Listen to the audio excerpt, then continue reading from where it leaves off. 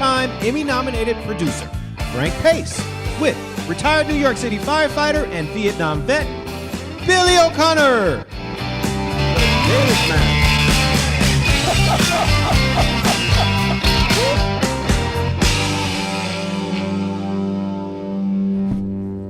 Retired New York City firefighter and Vietnam vet, Billy O'Connor. How you doing, brother? Hi, brother. How the hell are you? I heard Derek give that little gay lick thing in there at the end. The gay lick. You know what, Frank? That's what we used to say in the neighborhood. You know, if we had a lot of gay guys, we had an Irish gay guy, we called him a gay lick. If there was a Jewish gay guy, we called him a he blue. And then if it was an Italian gay guy, well, we just called him a fucking giddy cocksucker. Oh, Good old days. And we're off. Good old days. Well, we're off. Yeah. I hope we don't get censored for that. You think the politically correct people are going to come down on our heads for that? Our censor is down below, Derek Harris. Do you think we're going to get censored, Derek? Oh, we're going to try it. Maybe it'll be like last week where they took down all our videos. Yeah. Well, Yeah. We were down for a while. That was I scary. think that was pilot error, wasn't that, Derek? Pilot error? How dare you? Never. No, I thought it was because of the recent crackdown on Facebook or something. I thought they took us down. I said, we're not that controversial, for God's sake. What the hell are they going You mean Billy the pilot? Yeah, no. I meant Derek the pilot. Oh, okay. Just checking. By the way, if you see my screen, I don't even know my name. I'm not the Mick. I think I put down a Mick there. You totally did. We'll just call you fucking giddy cocksucker. That's what my friend Lord Mars used to call me.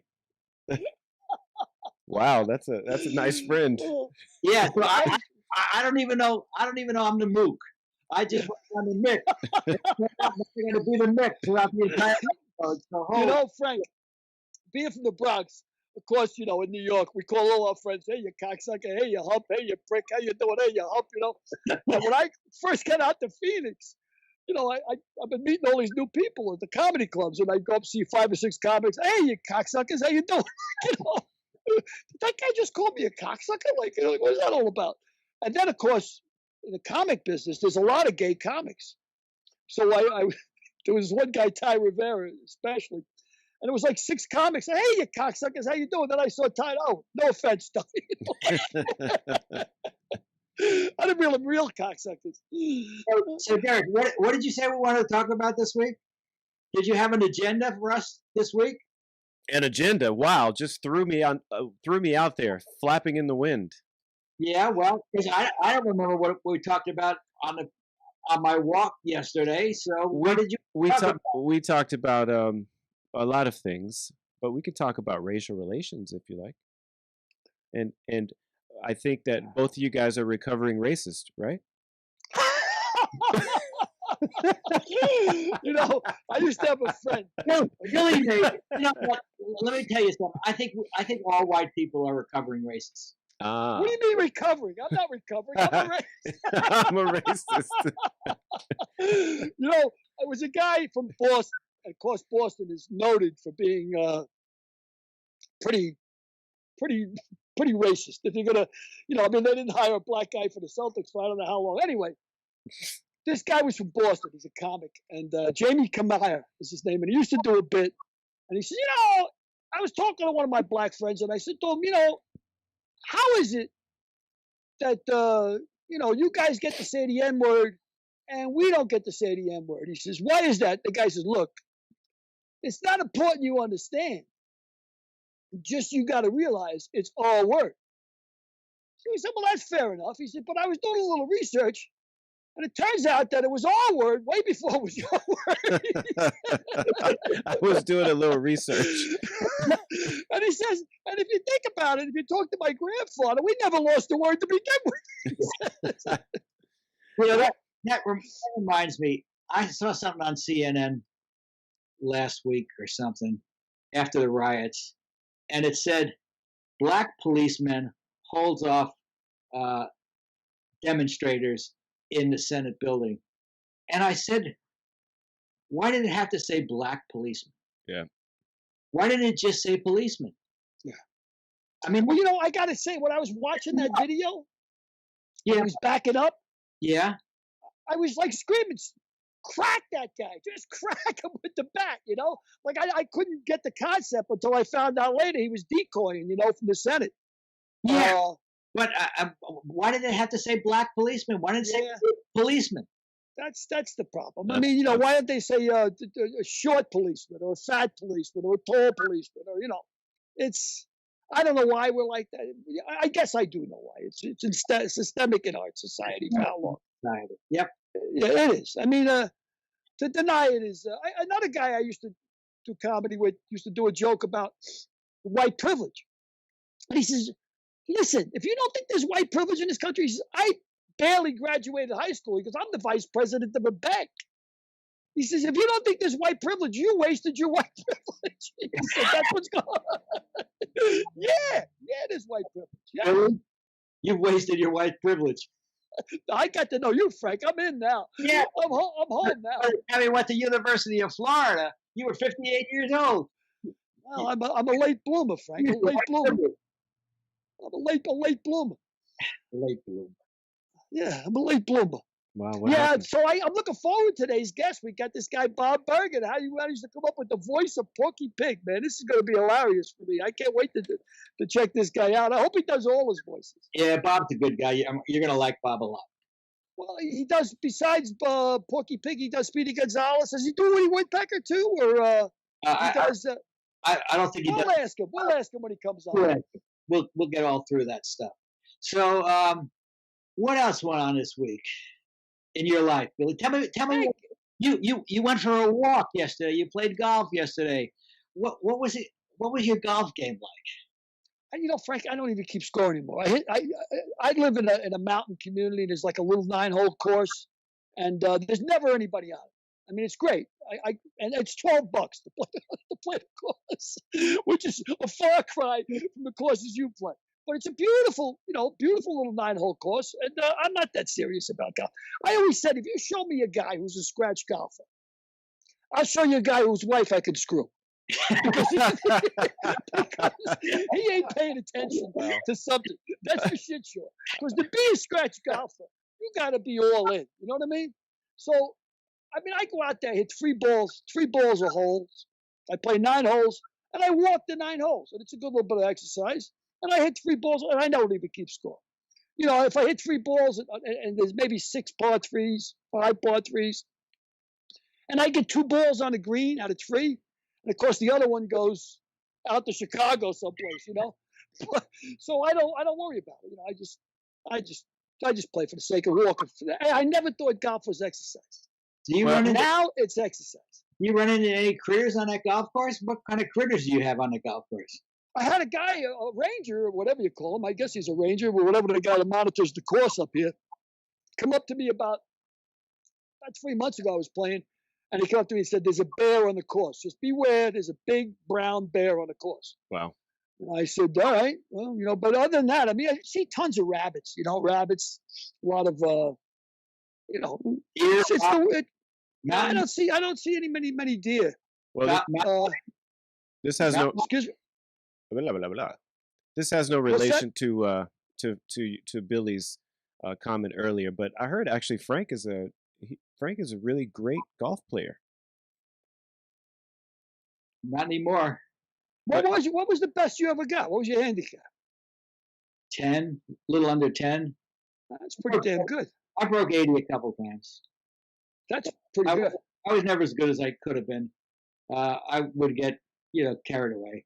I could have like 10, 11 pars and then a couple of 8s. Because I was long but wild. So I would launch 1 or 2 out of bounds. And, how many clubs did you break in Bend? Oh, well, that's an interesting story. Because I was in my 20s, early 20s, and I was a thrower, golf. I was a big club. And I just quit. I didn't quit. I didn't play for 10 years. Whoa! Because I took the sport too seriously. And I finally, when I started playing again, I had to tell myself that you're not going to be any good So just accept it. You can't be good. It can't be good at everything. I'm good at very few things, but when I accepted that in golf, it got to be more pleasurable for me. Well, you know what's frustrating to me about golf and why I don't take it seriously, because when I was playing at one time when I first retired, I was playing 5 days a week, and I got down to about a 92. I was shooting 92, but I was shooting 92 all the time, no matter what course I was playing on. So that really surprised me. But what's frustrating about golf is that you could play one hole as good as Jack Nicklaus.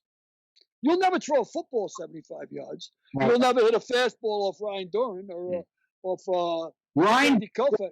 Ryan Duran is your point of reference. Didn't you throw the ball about 103 miles an hour? Wasn't he a lunatic with the thick Coke bottle glasses way back when? Yeah, but why don't you use a current player? Because I don't watch baseball anymore. Huh? You got a fastball player. You got to go back to 1958. Yeah, but Ryan Duran specifically because of the Coke bottle glasses, and he used to throw the ball all over the place. You know, he was a wild pitcher. But anyway, and an ain't hitting a fastball. And an alcoholic. Was he? Yeah, he was a real bad alcoholic. Now you know why I liked him. It was a kindred spirit. Anybody who wants to get drunk and go out on a mound with 6-inch glasses and throw the ball 103 miles an hour is my kind of guy. But you can't hit a fastball off of him. You can't throw a football 74 yards. But every now and then you'll play a hole and it'll be a perfect hole. Yep. So why can't you do it 18 times? Focus, concentration. Nah, it's more than that. Composure. Yeah. Skill. And skill. Yeah. You know, I always thought that golf wasn't really a sport because anything that an 82-year-old man could beat a 25-year-old kid at shouldn't be a sport. But when I was playing all the time, and like I said, as good as I ever got was 92. I broke 90 a couple of times. But when I was playing all the time, I realized that it gets to a certain level. And then talent and being an athlete kicks in. And I'm not an athlete. Well, Ben Hogan was a great golfer in the 50s, 60s. He always used to say, secrets in the dirt. What he meant by that was you have to practice. And you have to hit thousands and thousands and thousands of golf balls. And you realize that a professional golfer's life, or anybody's, they play 7 days a week. They play 6 days a week. They hit tons and tons and tons of balls. I never was interested in practicing that hard. Well, you have to be obsessed. I mean, I was reading Tiger's practice thing through Armin, and you see, he was playing like 36 holes a day. Then he hit like 4 hours on the range. Yeah. I mean, the secrets. Like I said, and I'd be fooling around with his wife. Yeah. That's correct. I mean, it's crazy. Yeah. But I don't want to get off on a golf, Jay. But I like the walk. Just nowadays, it's exercise for me, and I never thought that would be the case. That golf wasn't really exercise, but it is when you get older. It's exercise. It's a walk. John Feinstein wrote a book called "A Good Walk Spoiled." A long walk, a good walk, spoiled. Yeah. That's funny. Golf course. Yeah, it's a crazy game. Well, you guys want to bring in Bob? Yeah. Get Porky Pig to play golf. All right. Okay, so let's bring in Bob, the voice of Porky Pig. Bob is joined. Hey, can you guys see me? Oh, there we are. Whoa. Holy smokes. What up? Whose drunken heads are those in the background?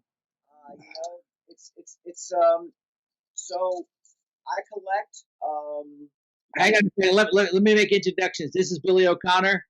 Hey, Bob, how are you? Nice to know you, pal. And that's Derek Harris down in the lower left-hand corner. Okay, great. Well, hey, how are you?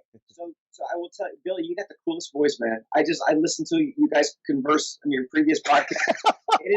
it is just so much fun. It's just pure conversation. You guys are great together. Man, I wish I had your voice. I mean, I'm dying to hear you do some bits. Well, I gotta tell you, Hey, wait. I can tell you right now, Billy, Whoa. Okay, all right. it's sort of like you want to save the good stuff for the camera.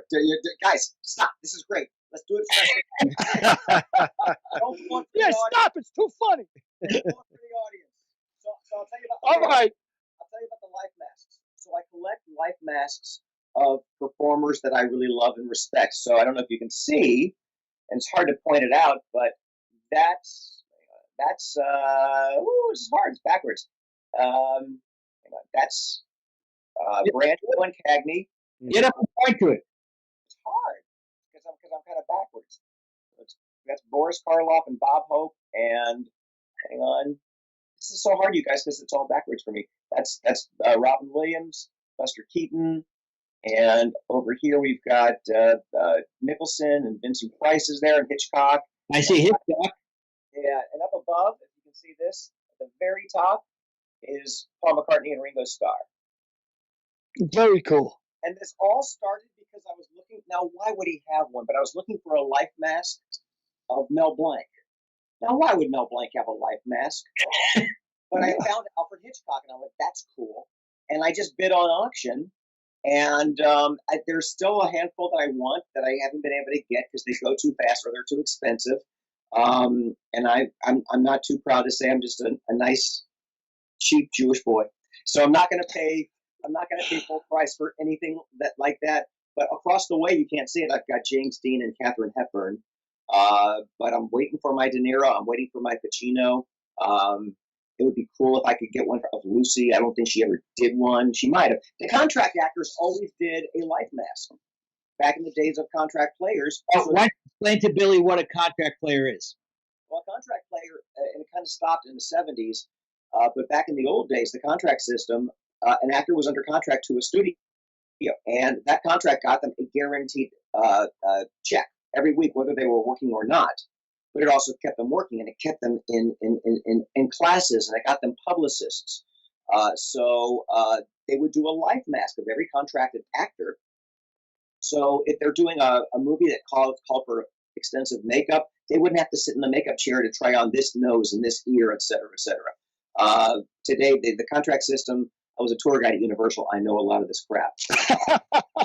Universal's last contracted actor and the last contracted part was the series version of House Calls that was based on a movie, House Calls, and the actress was Sharon Gless. She was the last Universal contracted actress and part at Universal. And very, very often at Warner Brothers, at least, the contracted actors didn't show up to work till 8 o'clock, and at 5 o'clock they left to go home. That's right. And one of the reasons you didn't hear Mel Blanc in a lot of non-Warner Brothers parts is because he was under contract with Warner Brothers, and they didn't want to loan him out because they had a gold mine with Warner Brothers, and they didn't want. And he had one role in a Disney film, and it's uncredited. It's in the movie Pinocchio, and he does a hiccup for the cat. And that's it. So Mel Brooks was under contract for Mel Blanc. Well, no, I like Mel Blanc. I'm sorry, Mel Blanc. Mel Brooks might have been too, but Mel Blanc was under. In fact, if you go on eBay, people are all the time selling his contracts, and again, they're too expensive for me. But it would be kind of cool to have his contract. And Mel Blanc did not make a lot of money doing those original shorts. He started making his money with television, with commercials, but the original Warner Brothers shorts did not make him rich. Radio did quite well for him because he was doing 2 to 5 live radio shows a day.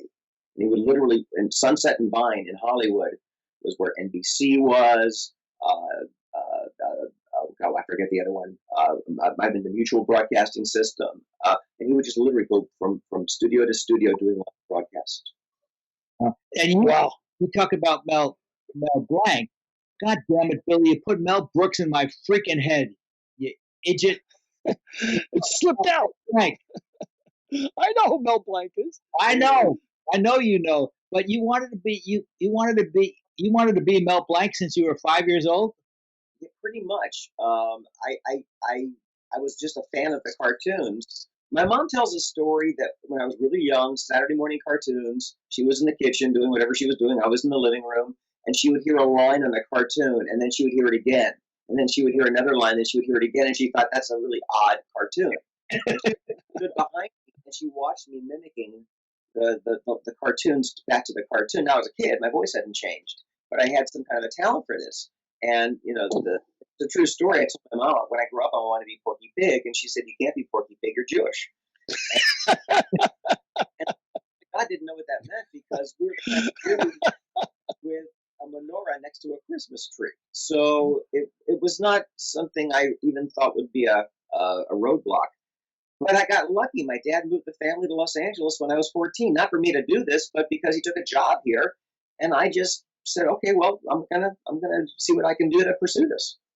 And you were really resourceful in your pursuit, and that's a lot of things that it takes to be successful. Also, you have to be resourceful. Like last week, we talked to Don Scardino, and Don ran into Aaron Sorkin, who was walking around with scripts, and it was one of the scripts for A Few Good Men, and he said, I want to do this on Broadway." And he remembered Don, and Don was nice to him, and Don directed the play. Like, you were resourceful when you went to see Mel Brooks for the first time. You said Story.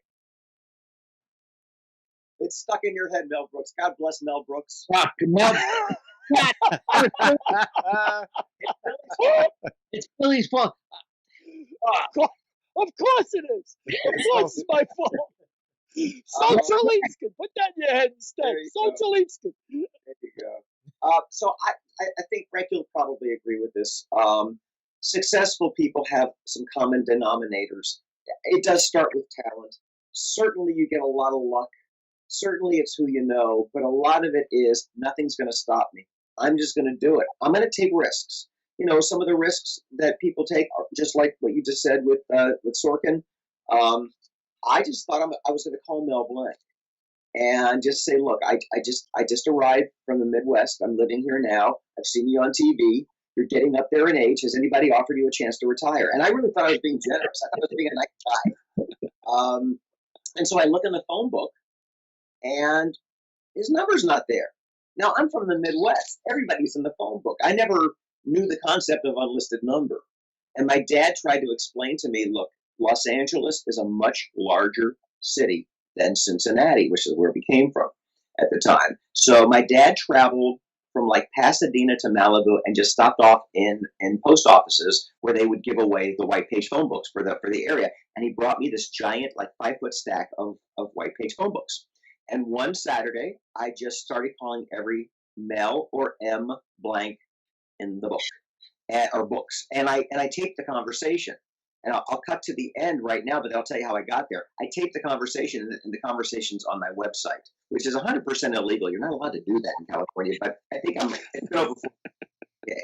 So my parents were out in the kitchen. I had my little portable tape recorder, and I put the phone on the built-in microphone, ran into my parents' bedroom, found the first Mel or M blank in whatever book I had. "Hi, is this? I'm calling for the cartoon guy Mel Blanc. I'm sorry, wrong number."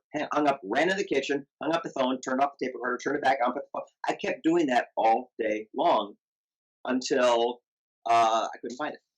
And then I thought, well, maybe it's under his wife's name. His wife's name was Estelle. I knew that. So I found E blank in the Pacific Palisades phone book, got him on the phone. He had a lovely conversation with me. If you listen on my website, the conversation is cut short because I listened to that cassette tape so many times over a week or two. The tape broke. And I was distraught. I threw it away. My mom retrieved the tape. And about 20 years ago, she said, "Hey, I found this tape in the back of a drawer. This is that Mel Blanc phone call. Do you think somebody can fix it?" And I took it to a buddy at a studio who spliced it back together and digitally enhanced it a little bit. So that's the tape I've got right now, but a chunk of the conversation's missing.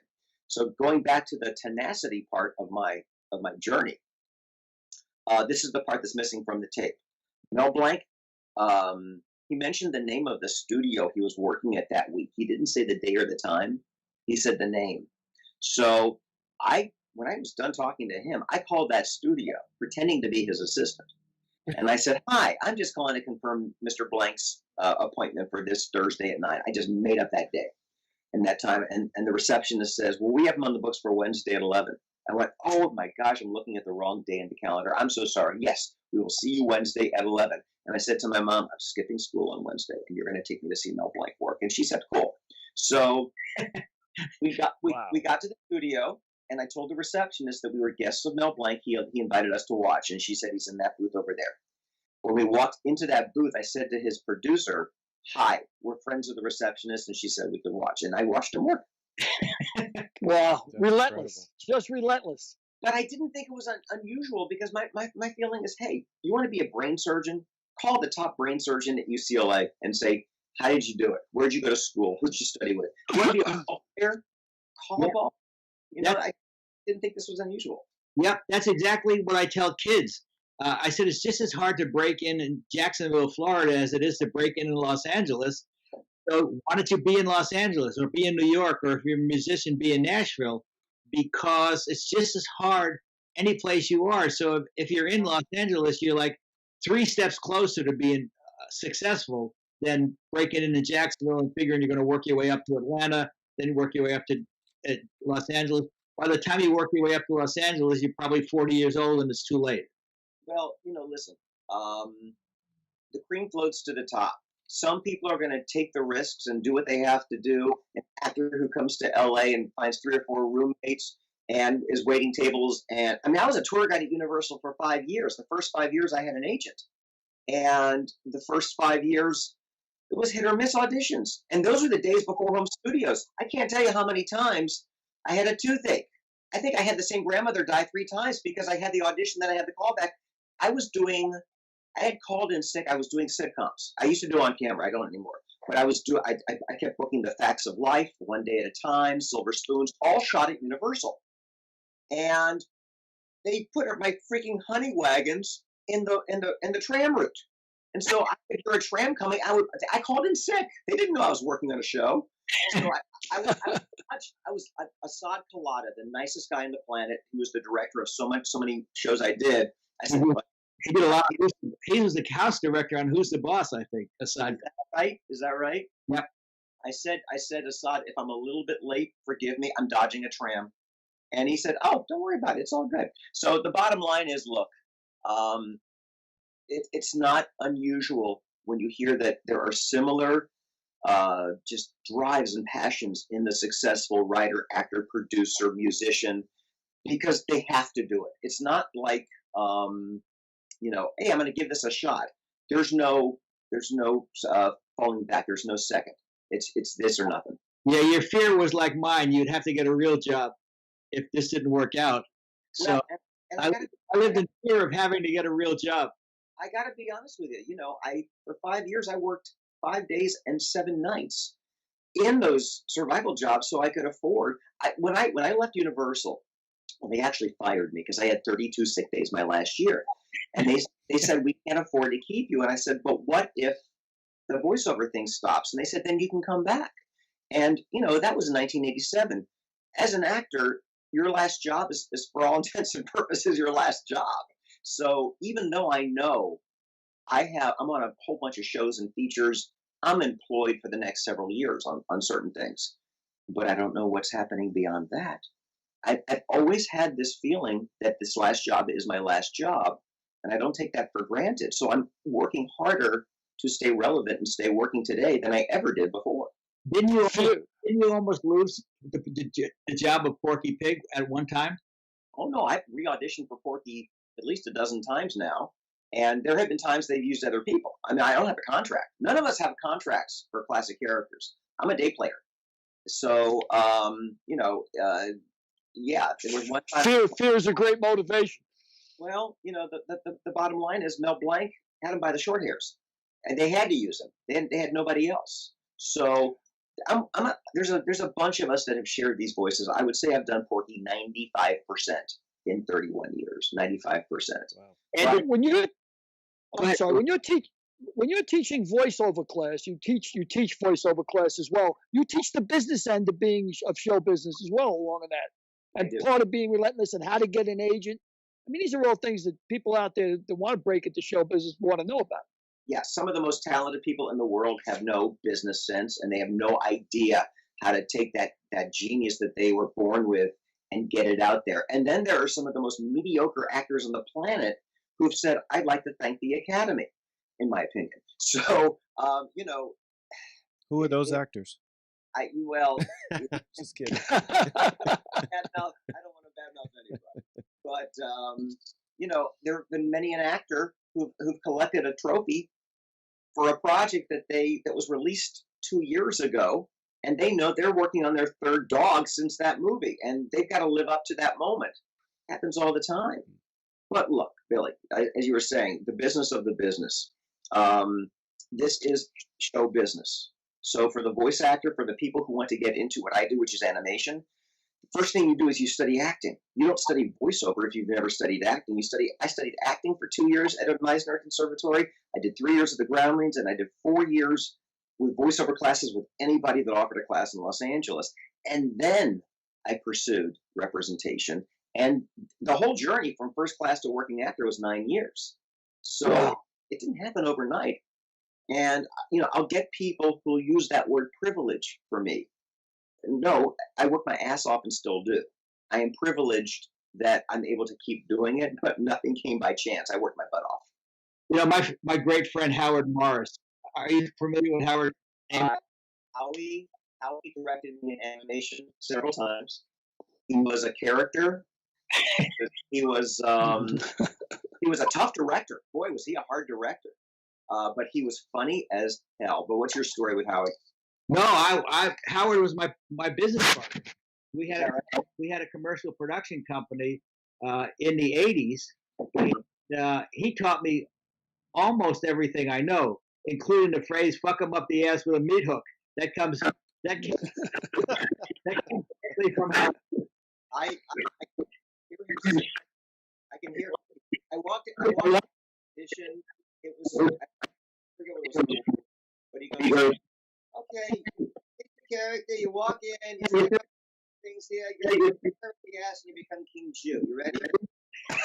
And I'm like, and I think I'm 19. I said, "Yeah, I guess I am. Sure, why not? Let's go for it. Let's have fun." And Howie was a great voice artist. He was the voice artist of Mayor McCheese. He was a voice of the Qantas Bear. He did a lot of voices. He was. Didn't he do voiceovers for inanimate objects as well? I think he did. At one point in time, that's how he started. He did voiceovers for inanimate objects. He was a voiceover of like a boxing glove. Right. He was a vocal genius. I was the voice of the McDonald's French fries for their Happy Meals for about years. And I was so excited because I thought, I'll get to work with Howie, and I'll get to work with Hal Smith and all the other guys. No, they recorded us solo. It kind of ticked me off. By the way, Hal Smith played Otis the Drunk in Andy of Mayberry. That's right. Also a very successful, talented voice actor. Yeah. So how do you psych yourself up? When I was reading about you, you talked more about the acting and how improv helps you with voiceover. And, people say, "Wow, this guy's got a great gig. He's the voice of a cartoon character." They don't realize the amount of preparation and work. Like anything else, it's always about hard work, discipline, and relentlessness. How do you psych yourself up to act, to be a French fry? I know you took improv classes, and how do you go about that? It's the same process that an actor does for an on-camera part. Here are my lines. Here's the description of my character. And then, I tell my students that 80% of animation is in the imagination.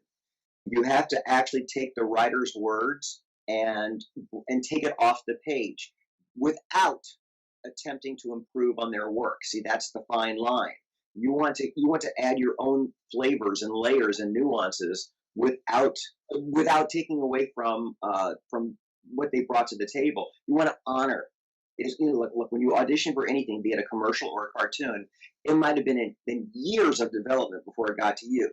They are very married to what they have. On the other hand, an actor might hear a cartoon or a commercial on the air and go, "That's not what they were asking for." Well, somebody took a risk, or they got bored with what they were asking for. So my process, like for a French fry, it's a McDonald's commercial. I think, "Hi, Ronald, we're the Happy Meal guys. You can get a hamburger and fries for only $1 and a cool toy." So, you look at that. I looked at the picture of the puppet. They're puppets. And wide eyes. I always tell my students, if you physically play the character, the voice will follow. They're little guys. and Ronald's big, and Hamburger's big, and there's a little French fries. So I gave him a little voice. I gave him, I was having you guys. Okay. And I just thought, now, I will tell you that you can recycle voices and characters. So that's the French fries, okay? Around the holidays, it's going to be an elf. It's going to be an elf for a Christmas special. It's going to be an elf for a commercial. Happy holidays. In a few months, it's going to be a leprechaun for St. Patty's Day. Or you take the same voice, you just give them an accent or a dialect. So you recycle all the things that you can't do that with a classic character, because it's a classic character. But when you're creating characters, if I look at the script and he's a cute little guy, I'll start with my cute little voice, and I look at the picture and he's got a wrinkled nose. I'm gonna make it a little bit more nasal, and he talks on the side of the face. So I'm gonna talk out the side of my face, which takes a little bit different. And then I look at him. Oh, he's a little gruff and old. So I'm gonna squeeze the back of my throat and make him a little gruff and a little old. And that's how you create the characters, from layer upon layer upon layer. But it starts with something. So, and if you don't have an idea of a character's voice to start with, you start with your own voice, because all characters have a voice, but not all voices have character. And you talk about the distinction of laugh. You say, like, give him. There's an old quote of Charles Dickens, and he always says about his character development. He said, give your character a wart right at the end of his nose, make him unforgettable. And you seem to do it with laughter. You say, because every laughter is distinct. And I call it a signature. It's that something memorable about the character. Whether it's in the script or not, I tell my students, find a place to laugh. Now, I'm not talking about slapping your knee. That was the funniest joke I've ever heard. It could be, if your character's in danger, they're lost, it's a dark forest, it could be a nervous laugh. Or if the character is, if there's some kind of a subtext where they're thinking of something on this line, it could be a little, something that simple. But you can't just read the words as written. It's going to be boring. If you honor every comma, if you see a word that's underlined, that doesn't mean louder. That means emphasize. You can emphasize with a whisper, but you've got to be creative as an actor. You've got to show the writer, my God, your work is so good. Look where else I could take it. So when you do cartoons for television, for scale minimum, you are hired to do at least 2 characters. So Frank says that when he's producing, he says usually when people audition, the producers don't really know what they're looking for. They're just looking for somebody to show them what they're looking for, which is exactly what you're saying. That's one thing that I learned from Howie. And Howie Morris told me, the first time you let when you're auditioning an actor, the first time you do it through, because you have to see what he believes. And the truth lies in what he believes. So you can always change his inflection or change his reading somewhat if you're a director, but the first time you have to see what he believes, because that's his truth. And that's where, and he may show you a truth that you hadn't even thought of, and for the actor, and that might be the truth that you go with in the performance. Well, what this also means, and I teach my students this: do not audition to please the casting director, the producer, the director. Go in there and own it. The only bad choice an actor can make is to not make a choice. Yep. So go in there, make your choices, but then be malleable, be bendable to their adjustments. There's an animation voice director who, if it's an actor that she doesn't know well or doesn't know at all, will give them an adjustment that is completely wrong, just to see how they handle themselves under pressure and if they're creative enough to take it. For instance, she might be auditioning an actor to play a 20-something college kid. And then she might say, hey, how would he sound if he was 80? Now, she might know that in episode 12, this character goes through some weird aging process, and she needs to hear that this actor can play that. Or she just wants to see, look, if a casting director says that to me, I'm going to start grinning and say, I've got 25 different ways. I'll start with this one. Because that's what I do. That's what we do. And I've always been this, hang on one second. This is, Alexa, stop. She's a good girl. She's a good girl. Oh, I don't know what she was told earlier, but that is not what anybody. take the kitty cat vein tooth in. I don't know what that means. Okay. You as an actor, you've got to own the room.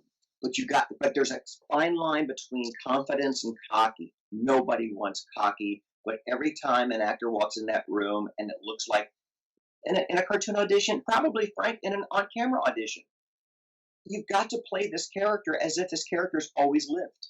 Yeah.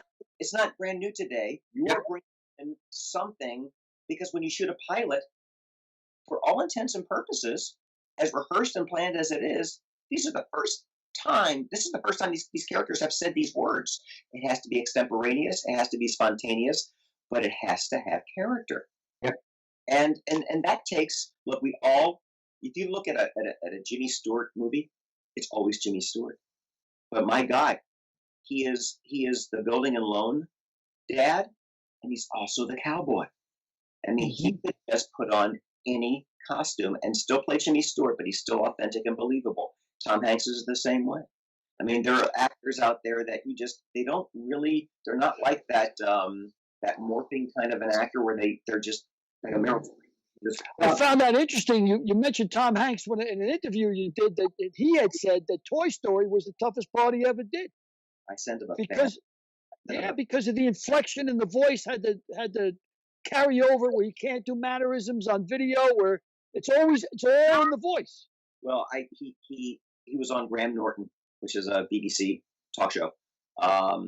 He was saying how he didn't realize how much as an actor he relied on a glance or a blink or a tear. You can't vocalize a tear. You have to vocalize crying. And when you record an animated feature, it's just like recording a live action feature. You don't record it in order. Your first day might be the middle of the film. Your second day might be the end. You might wait 7 months and go back and do the beginning. When I work on an animated feature, they never show me the full script. They only show me the pages I'm in. Right. So I need to rely on a very good director who understands the continuity, who understands the other scene part. You work by yourself. You work solo. You have no scene partner to work off of other than the director. Bob, let me ask you a question. You worked on, gosh darn it, now I forget the name of the movie. The basketball movie with Shaq. I'm with Space Jam? Yeah, Space Jam. Space Jam. You worked on both Space Jams, did you not? My name has been associated with the sequel. I had signed NDA saying I won't talk about it, but they've already listed me in various articles. So all I can tell you is I'm somehow in it. Yes, that's all I can say. The original Space Jam. Were you in that? I was absolutely in the original one. Yeah. Okay, so you didn't work with Michael Jordan, though, did you? No, they were shooting the live action at the same time we were doing the voiceover, and I never got to actually even meet him. In fact, on the lot, they had a big party at the Warner Brothers, that little town square area. They had a backlot party after the premiere, and I saw this giant bald head walking in the distance. I went, "Oh my God, I've got to go meet him!" And I went running up to him, and these giant, like Hulk-like security stopped me. And this guy comes, he looks at me, nobody talks to Michael. I said, "Hi, I'm Porky Pig and Tweety." He goes, "I don't give a damn if you're Mickey Mouse. You ain't talking to Michael." Okay, all right. Using that voice, Porky Pig, and you've been doing this since you're 8 years old, 7 years old? Well, I mean, professionally since I was like 26, but yeah, but you did it all your life. It must have opened up a lot of doors to you. Now, my mind automatically flashes to like a 19-year-old kid in a bar going up to meet a girl and start talking like Porky Pig. You must have used that. Come on. You know what? I never did it for romantic purposes. I a little creepy, but I tell you. So when I was really little, I used to go to the principal's office all the time because when I was like in kindergarten, and a teacher would say, "If I have 2 apples and I give you, and you give me 2 more apples, how many apples will I have?" And I would say, "Let me get this straight. you got 2 apples, and I give you my 2 apples. Oh, that's easy. That's the 1 less than 5." So much trouble. But I'll tell you another time I used it. Right after 9/11, I was with some friends, and the world was, of course, depressed. And it was like late at night, and I said, "You guys, let's go to Krispy Kreme and just get drunk on glazed donuts." And they said, "Okay." So I pull up to the drive-through, and the lady says, "Can I take your order?" And I said, "Give me a second. We're still trying to figure it out." And a guy's voice came on and said, "Let me know when you're ready." And I said, "Ooh, you changed your voice." She came back and said, "Yes, I did. Now you change yours." Whoa. Uh-huh. Friends, and I said, I ordered a dozen glazed donuts like Porky Pig, and there was a long pause, and she said, Bob, what would that sound like? Can I have a dozen glazed? A dozen glazed. Can I have 12 of your best? and I'm with the story. Remind me to tell you about the stutter and the ad-lib. So she said, "Pull up to the second window," and she hands me 3 dozen glazed donuts. And I said, "I think you didn't understand me." She said, "No, I absolutely understood you. This is the first laugh we've had since the tragedy. These are on the house. Have a nice night." And so I looked at my friends and I said, "We should go to a Porsche dealer next." Yeah, I think if I could have that talent, I would never stop with it. I mean, I was even telling my wife I would do it in bed. I mean, I would do it everywhere. Well, so here's the thing. People ask me all the time, do you do it at grocery store? So my voice is it's a dime a dozen. Nobody knows. And it wasn't until, Comic-Con and the internet that people even knew who the voice actors were. But, you don't want to always go out there and perform. I mean, some people do, and it can be obnoxious, but I liken it to, look, does the proctologist demonstrate every time he goes to the grocery store? I don't think so. And neither does Porky. Yeah. I have a question. Earlier in the conversation, we were talking about Tom Hanks, and you said you sent him something, but you were cut off. Oh, I sent him a thank you note. Oh, okay.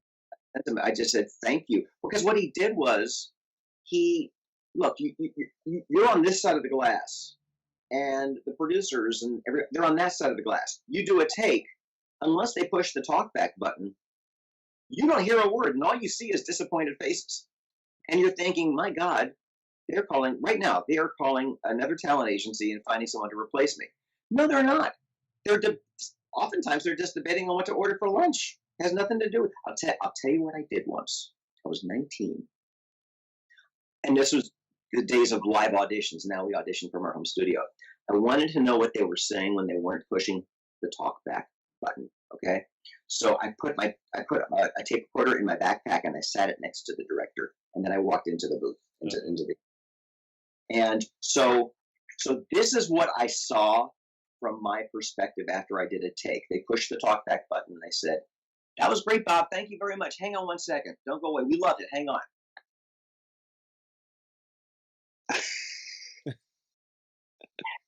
Seriously, we loved it. Hang on. And I'm thinking, it's clear glass, okay? I can see you.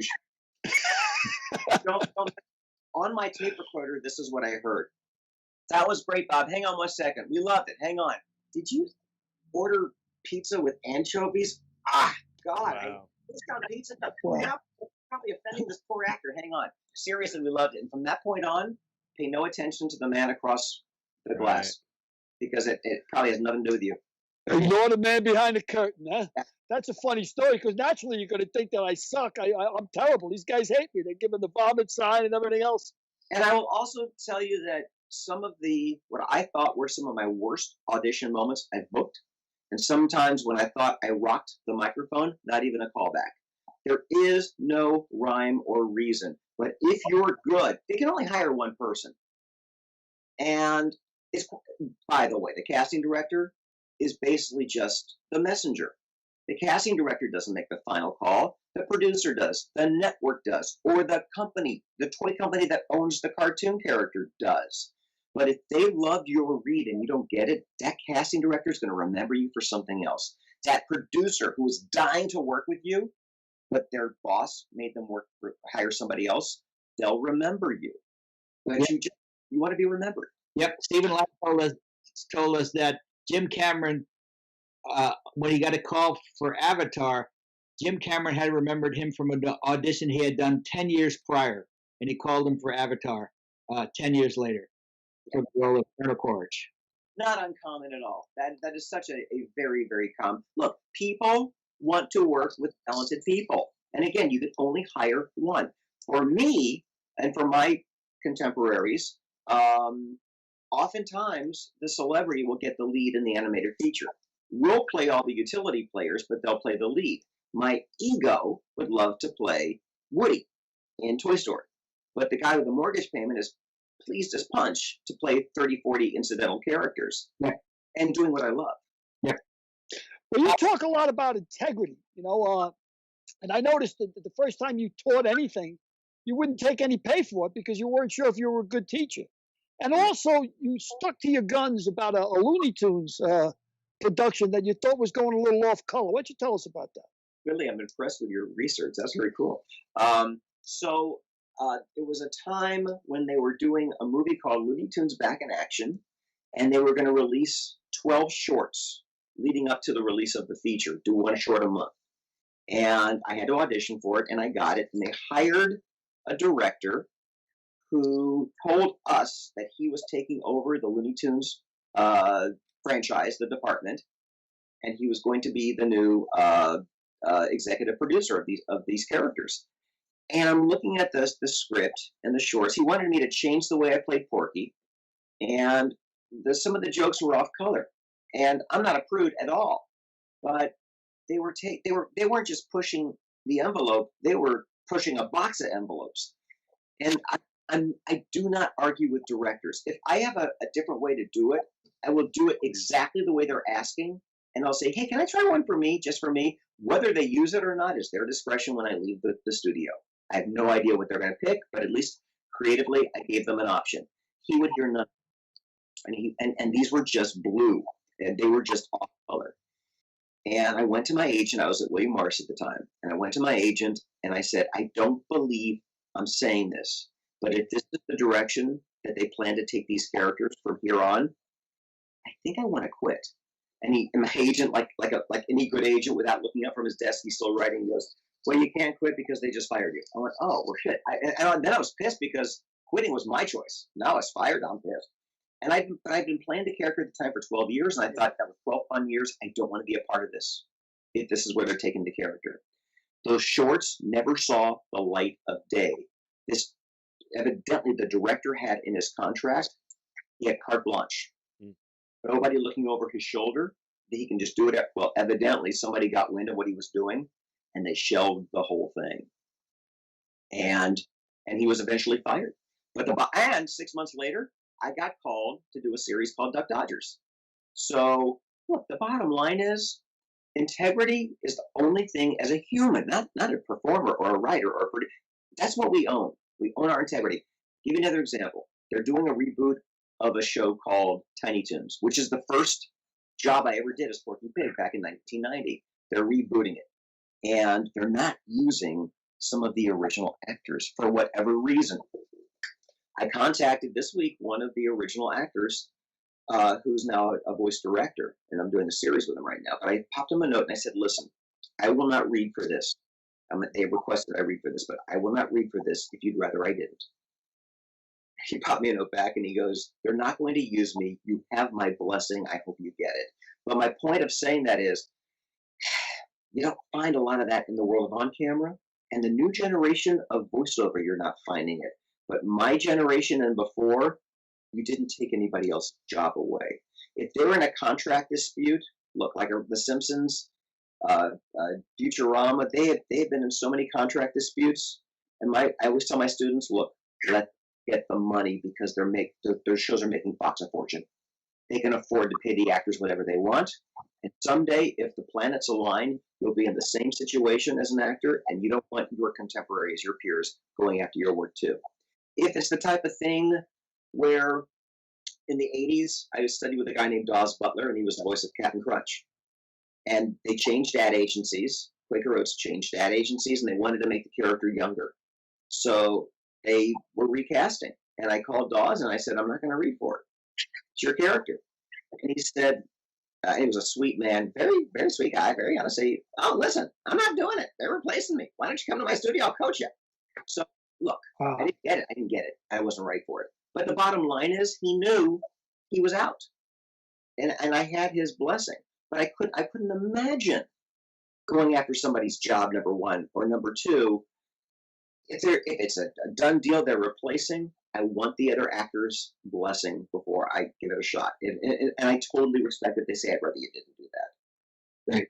Hey, Bob, what are some of your other characters that you are famous for, or what would we know you for? For Looney Tunes, I did Tweety, the little birdie who hates that big old putty jet. I've done Marvin the Martian. I did Marvin the Martian in Space Jam. I'm going to blow up the Earth. It obstructs my view of Venus. Isn't that lovely? I've done Sylvester Jr. Many people don't realize that Sylvester has a son. And Sylvester Jr. would see a kangaroo thinking it's a giant mouse, and he'd go, Oh, Father, look, it's a giant mouse. Go get him, Pop. I've voiced Luke Skywalker for a lot of Star Wars properties, games, and cartoons for the last 20-something years. Didn't you also do Speedy Gonzalez? I see. I did Speedy Gonzalez y Pastas Más No Mexico. All right, I'm going to eat Wow. Hey, you know what? I was thinking about it. You know what I'd love to see? I'd love to see Billy O'Connor interviewing Porky Pig. Let's do it, buddy. Yeah, That's a hell of a thing you threw on me there, interviewing Porky Pig himself, huh? So, Porky, tell me, how long you been in show business? But back when I used to start, I was discovered on a farm. I was just a little piglet. And they see a talent scout from Warner Brothers saw me and said, would you like to be would you like to start a cartoon? You like cartoons? And I said, oh, sure. Oh, I could never. I left the farm. I shook the hand of my mother and father, and I said, that's all, folks. And the guy from Warner Brothers said, that's good. We're going to use that. I could never turn off that spigot. That's just automatic laugh. That's fantastic. I will tell you that, when I'm stuttering and I do the ad lib, the joke at the end, oftentimes it's in the script. More often than not, it just flows out of me. And people will say to me, well, how long do you stutter until you think of do the joke? I'm like, the wheels are spinning. I stutter as long as it takes me to think of something funny to say. But you got to stay in the moment. You got to honor what's happening in the script right there. But, this is the improv in me, improvisational actor. And you don't like the writers to write the stutter into the script, do you? Well, the problem is, and when I work on a brand new series or a brand new project, that very first day, they write in all P, put that down, D, Daffy. And it takes me forever to find the damn story. So I will do it as written that first day. And then I will, as politely as I can, I don't want it, they think they're doing me a favor. And I don't want to insult them, but I'll say, hey, listen, if you don't put the stutter in, I can find the story. But when it's written like this, there's too many dashes and letters. So Matt Craig, who was our showrunner on New Looney Tunes, I guess about 7 years ago, he came up with a formula that I take with me to every new project today. So what he'll do is he'll type the line and he'll put an ellipses and then the joke. That ellipses means stutter. And that I can see and follow easily. So I take that formula. We're doing 200 new shorts for HBO Max right now. And I took those to Pete Browngardt, and Jack Fletcher is our brilliant director. And I said, this will work for me. And if you get your writers just to get used to that, it's a breeze. And so that's what I do. You mentioned Mark Hamill before. Your acquaintance with Mark Hamill came mostly through Star Wars, or because he's a voiceover guy too? I was surprised to hear that. Well, no, Mark is a brilliant voiceover artist. And so we don't know each other well. We've met each other on occasion. First time I met him was at Comic-Con years ago. This is fun. When it was in the 80s, I think, when they held auditions for a Star Wars game. and they wanted Luke Skywalker. And I said to my agent, I don't do Mark Hamill. I can't do that voice, so I'm going to pass. And she said, okay. She calls the producers, and the producer calls her back, and the producer says, we still want to hear him. I said, okay. And I walked into the studio to audition. I said, guys, I can't do Mark Hamill. And they said, don't do Mark Hamill. Play Luke Skywalker. I went, oh, okay. They said, look, your voice is in the same area as his. And they educated. I'm a Star Wars fan. I'm not a Star Wars fanatic. So they educated me on pre-Jedi Luke, post-Jedi Luke. Mark had an inflection in his voice when he was young Luke. And he was kind of whiny, and so then he got the Force, and he got a little bit more adult and a little bit more centered. And more recent films, he's a little grizzled, because he's an older guy. But when I got the job, which surprised me, I had my agent call Mark's agent and say, if he wants it, it's his. I will not take it away from him. It was a time when he was trying to distance himself from the typecasting. He didn't want it at all. So, okay, great. And it's been 20-something years. He's done it since because he got back into the franchise happily. But it's I'm not well versed in the Star Wars universe, so they always have to educate me on how to pronounce planets. And there's other characters in Clone Wars. I played this character Lama Su, and I'm going to get close to the mic because it's a very quiet voice. He's sort of this very dry, doesn't have a lot of emotion, sort of British, but he's a villain, very calculated, and very different than anything else I was doing with Looney Tunes or Mark Hamill's. But I could see how your face just became the character. It wasn't just the voice. You had to get in character. You have to. It has to be like that. It has to be in an instant, because you'll have a 2 or 3 way conversation with yourself, and if you change physically, facially between characters, you won't blend sounds or personalities. The most I've ever played in a single episode was 7 characters in a show in the 80s. Wow. That's when I discovered margaritas. Speaking of discoveries, Bob, you're responsible for the discovery of a really brilliant young woman who I knew from growing up in North White Plains, New York, who at the age of 40 or 45 or so became a voice actress. Yeah. And why don't you tell us a little about Marion Mascaro? So Marion, I taught a class in New York, and she was in the class. And she was okay. She wasn't fabulous. She was okay. She was still very new to it.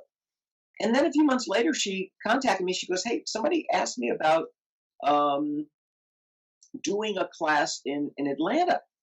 Would you be interested? And I said, would you be interested in helping me put it together? I said, here's the deal. I'll give you a free class. I will give you every class for free, and I'll give you 10% of what I make. And so we're in Atlanta, and it was going great. By the way, she continued to produce my out-of-town classes for years, really up until COVID. And we're having dinner one night. And I said, what is it you really want to do in voiceover? And without skipping a beat, she said, award show announcing. I said, what are you doing about it? And she goes, well, what should I do about it? I said, well, for God's sake, you live in New York. The first thing you're going to do is join NATS, which is the organization that produces the daytime Emmys. And you're going to get yourself involved with everything that NATS allows you to get involved in. Volunteer for every committee. Meet and rub elbows with the players. Get to know the people that do the awards. And she took her many years, but she started to really become friendly with the people that do the daytime, the New York Emmys. And I said, you need a demo just for award show announcing. And she made one. You know, she put her money where her mouth was. And my God, I think this will be her 8th, 9th, or 10th year doing the New York Emmys. She has done the Creative Arts Emmys for the Primetime Emmys. She's done the SAG Awards. She's done the Critics' Choice Awards. But what she did was she took my advice. Like, I wanted to be one character. She wanted to do one genre specifically for a voiceover. And she kept finding that she was working more for, all these award shows were in LA. So she finally moved here. Yeah, she moved here. A lot of was at your urging and a lot of my aging. I believe Derek has a picture of us at me, you, Mary, and Oh, my at the Emmys? at the Emmy Award. Yeah. And she was 40, and her mother was my mother's best friend Right. in Right. in North White Plains, New York. Picture of us all at the Emmys, and it's really a remarkable story that she was 40 years old and hadn't even remotely thought of doing this, and now she's a big voiceover talent. And you're very much. She was very close. She was very close to her mom. Yeah. And, you know, if her mother had said to her, "Hey, let's move to Los Angeles," she would have done this sooner. But she was very close to her mom. She lived with her mom, and when her mom passed, she was like, "Why am I still here?" So, by the way, Frank, she also she lives in Valencia. Yeah. She lives in a condo complex around the corner from when I used to live in Valencia back in 1990. And I knew these condos back where it was the same floor plan I had. So I'm Skyping with her and showing it to her. And she says, "I love it. Let's buy it." I said, "Whoa, whoa, whoa, whoa, whoa. You're not going to come out here and see it yourself?" She said, "No, I trust you." I said, "Do not trust me on real estate." No, no, no, no, no. But that's exactly what she did. Valencia, in 1990s, we had a cameraman. I was doing Daddy Dearest. Mm-hmm. Rickles said to the cameraman, Rocco, where do you live?" And Rocky Danielson said, "Valencia." And Rickles, just that quickly, said, "Ah, yes, Valencia, where the road meets the dirt." There was no civilization there. If I wanted the closest restaurant, I would drive to Northridge. I mean, it was just a totally just a barren area of dirt. He's right. And now I'll drive around there and get lost because it's a bustling town. And Magic Mountain's in Valencia for the uninitiated. That's right. Into Los Angeles County. For the many thousands of you who are watching. That's right. But you wear a lot of hats, man. You're very flexible. Like, you take your own advice. I read also when you did interviews during the Hollywood History Parade or whatever, because you're well versed in old movies. So the Hollywood Christmas Parade. They have live interviewers on the grandstands for the people in the audience. They got Bob Eubanks for the TV, but they hired talent to interview the celebrities going by. And I did that for about 10 years. It was I got to interview Jimmy Stewart. I got to interview Sammy Davis Jr. Oh my God, Roseanne Barr slapped the shit out of me. Because one year she had just married Tom Arnold.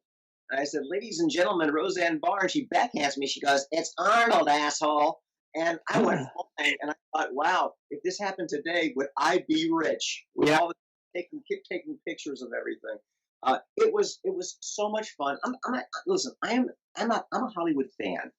Being a tour guide at Universal Studios, my days off, I would walk the lot. I would knock on casting directors' doors.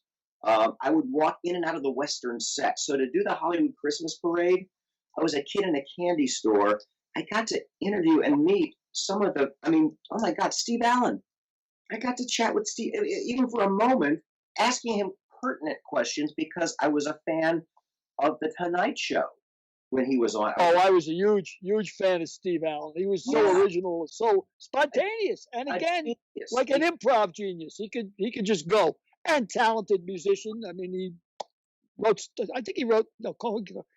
some amazing, thousands of songs. Yeah, amazing. Yeah.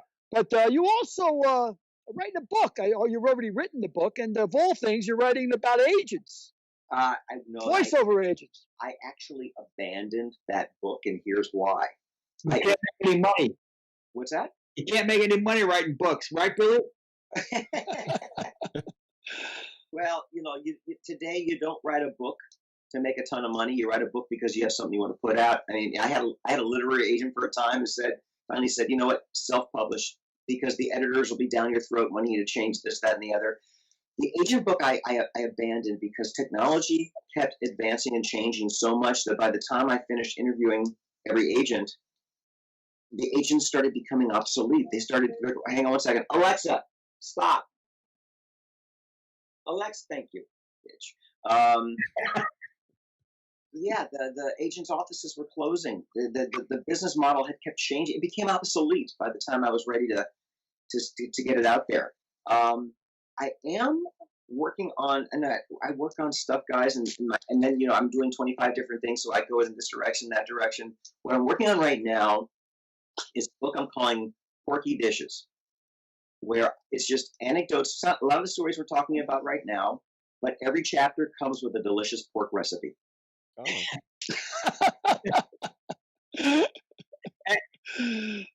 Speedy Gonzalez could have carnitas.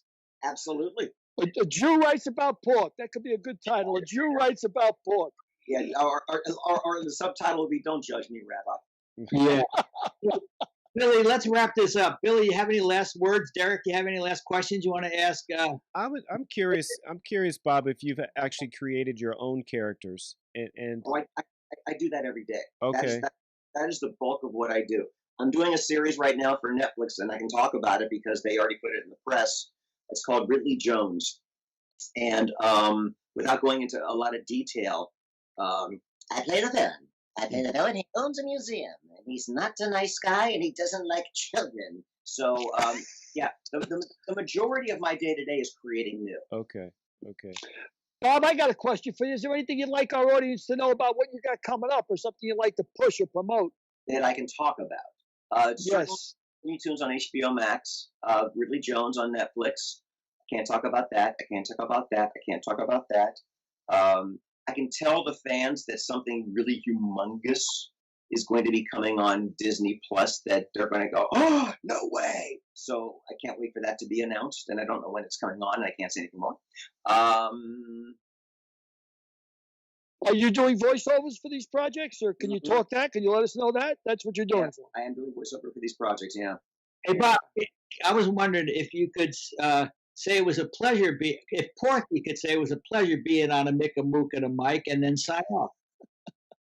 It's been a pleasure being on a Mick and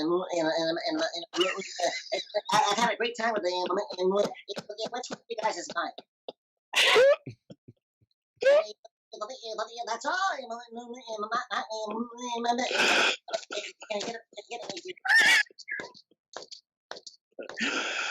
Oh, terrific. I'd never be able to turn that off. That's just fantastic. That's great. It's instant laughter. Telling you right now, Billy, you're kind of like an Ed Norton meets Yogi Bear. I'm going to use your voice. I don't know when, but I'm going to use your voice. And his laugh. And his laugh. I'm flattered. I'm absolutely flattered. Feel free to plagiarize it. I'll give you 10%. Nice. I'll take 10% of anything. I work with Frank. I don't get 10% of anything. Frank's so tight you can't get a BB up his ass with a jackhammer. Yeah, but I gotta tell you, he's doing some good product, and he keeps going. So, listen, he's paying somebody something. I mean, you can't get Candace Bergen to keep coming back to do stuff for Scale Plus 10. Yeah. Without a doubt. Yeah. So happy to have you on, Bob. A real pleasure to meet you, man. You've been a delight, absolute delight. You too, and boy, did you guys do your research! Holy cow, I'm impressed. Well, Good job. we have no talent. We have to fall back on research. There you go. It's a pleasure. Thank you, my friend. Good to see you. Thank you, brother. Go. Pleasure. So, how'd you like that, Billy? Well, that was flattering. The guy did my voice. I said, "That's fantastic. I wish I taped it." Well, I do have it. Fortunately, we have it on video. I can play that back. Yes, we do. We do.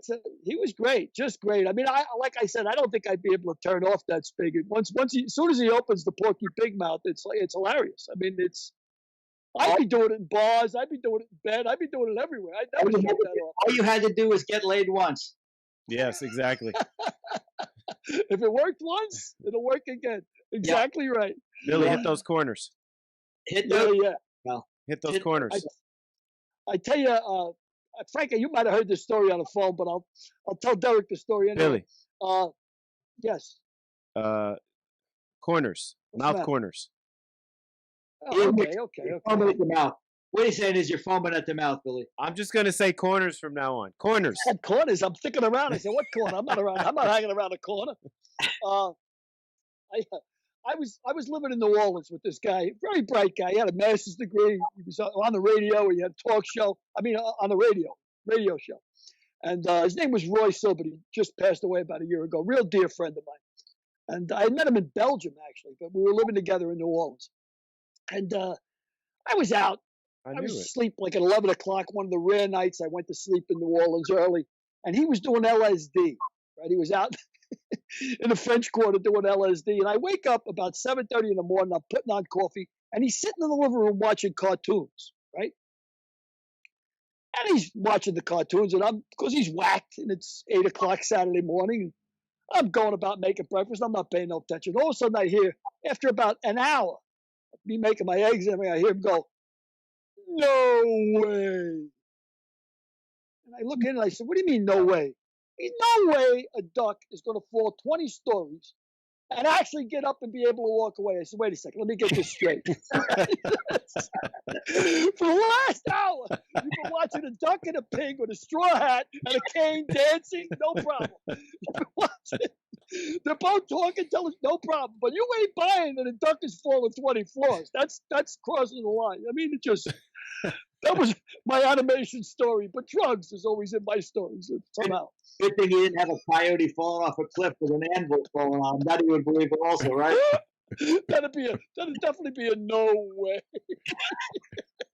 That's hilarious. That's what they call a moment of clarity. Yeah. You know, I tell you my moment of clarity. I had the first time I ever did LSD.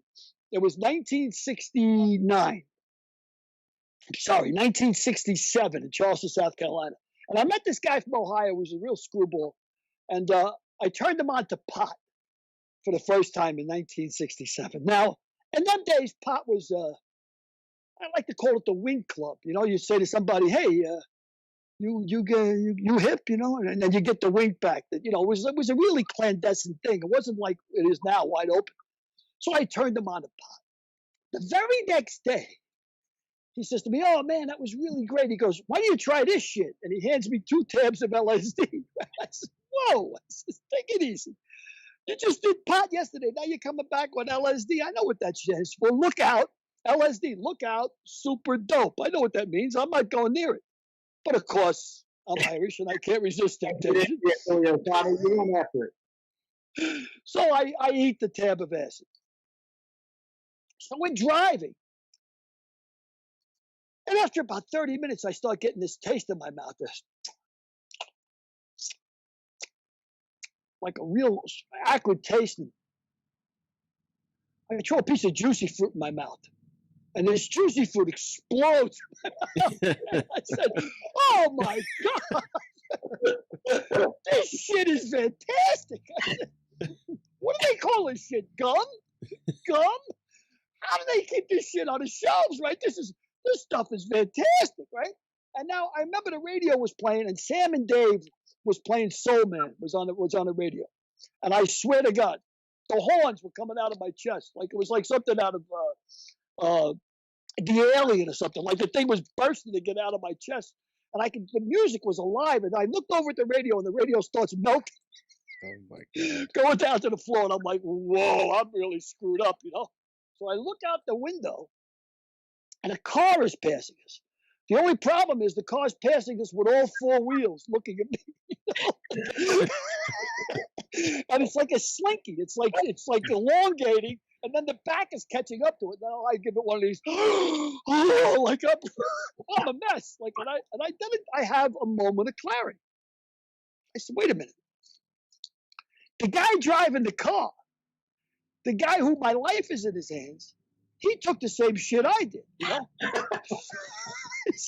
What am I doing? So I look over at this guy, and I swear to God, his head looked like something out of the Macy's Day Parade, you know, it all blown up like in my mind, and his tongue was hanging out of his mouth like a slick seal, you know, and he's trying to, I says, "How bias?" I says, "You got to pull over. Are you crazy? How are you driving?" He says, "Wherever the white line goes, man." He says, "That's where I go, wherever the white line goes." Now, like, I realize I'm in a jackpot here. This guy's a mess. And we come to a bridge. Now, the bridges in South Carolina, they use this topography. It's a bridge for for sailboats to pass through. You know, it's like over a canal. But instead of raising the bridges, they use the topography to make a straight bridge. But hydraulically, what they do is they go from vertical to horizontal. They just twist, right? So the sailboats can go through and then they go back. So the barrier comes down. We stop. Thank God there's 3 or 4 cars ahead of us. We stop, and all of a sudden the bridge starts to turn. And he says to me, "Wow, man. Wow, isn't this acid amazing?" He says, "Doesn't it look like the bridge is turning?" Oh my God. I said, "Yeah, man. Holy shit. It looks like the bridge is turning, man." I said, this acid is unbelievable. Then I have another moment of clarity. I said, wait a minute. If that bridge ain't really turning, why are all the other cars stopped? And this is his answer. This is the brains of the Alpha. This is the guy who my life is in his hands. He turns around at me and goes, "Wow, man. Everybody's tripping, man." Oh. Everybody's tripping. That's our brain. That's your brain on drugs. You're too much. You're too much. Well, that'll wrap it up for this week. We're back next week with who do we have on it? We have Verzi on next week. Oh, right? we got Paul Verzi on. Paul Verzi is starting his own podcast with Bill Burr, and he's a great comic. I met Paul, I guess, about 7 years ago up on a comedy festival, and he's done nothing but climb since. He headlines all over the country. He had a #1 selling comedy album last year. Matter of fact, I came out in Manhattan about 2 years ago, and I come out of the subway, and there I'm right in the middle of 42nd Street was a huge billboard of Paul. Well, And he's decided he's doing me a favor by coming on, because he's just a great guy. You gotta love him, Frank. that's great. I look forward to meeting him. Remember these. Check out If These Lips Could Talk. I hear it's a very funny book, and we'll be back next week, and we'll be reviewing the first week of President Biden's term. I just want to mention on a Mick and Mook and a Mike that Armin Katayan, I can never pronounce his name. Armin Katayan has the HBO special Tiger going on right now, and we kindly interviewed Armin about 3 or 4 weeks ago. So subscribe to a Mick and Mook and a Mike on YouTube or Facebook, and check out some of those archives, because John, we've had some great guests, and most of it was because of you. So, well, thank you, everybody. See you next week. That's all, folks. that's all, folks. Take care. Thank you.